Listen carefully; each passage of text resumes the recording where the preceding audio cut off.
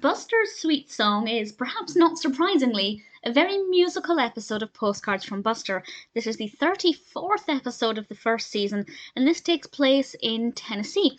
And Buster kind of promises Muffy that Carlos and Maura will write a song that they can use for Crossfire Motors' latest commercial. But Carlos and Maura say that they won't do it because it's against the band's policy. They just don't write songs to sell products, which I think is fair enough. But Buster's kind of already promised Muffy, and he decides the only thing he can do is write the song himself. And he meets a child who is very talented. She writes her own songs. She plays, I believe, the mandolin, the keyboard, the drums. She's absolutely sensational. And she helps Buster to come up with the songs and kind of takes him through what is involved in songwriting. And a lot of the message is about writing about something that means something to you, that you care about. Obviously, Buster is doing it for the jingle for the advert, and he doesn't really care about cars because he's 8. Well, I suppose 8-year-olds can care about cars, but certainly he doesn't drive. And he finds various ways to come up with something that's actually quite creative. And the finished product is not at all what I was expecting. And it was rather catchy and I rather liked it. We also we have a look inside a guitar shop. We go to a night of performances. There's a good amount of variety with regards to the musical aspect.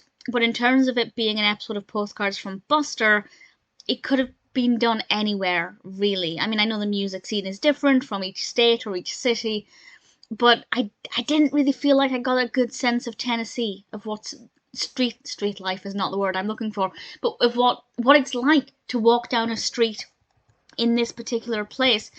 It's in Leiper's Fork, and I couldn't go there. I can't close my eyes and imagine that I'm there. I didn't get a good sense of what it was like.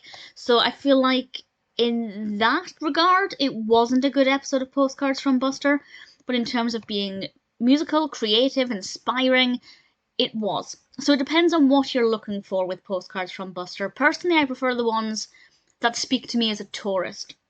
But if I learned something, for example, I learned that the mandolin, I'm sure it was a mandolin, I apologise if it wasn't, but it has the same notes as a fiddle. It's more like a fiddle than it is like a guitar, which is something I wouldn't have ever thought of. So I learned some things.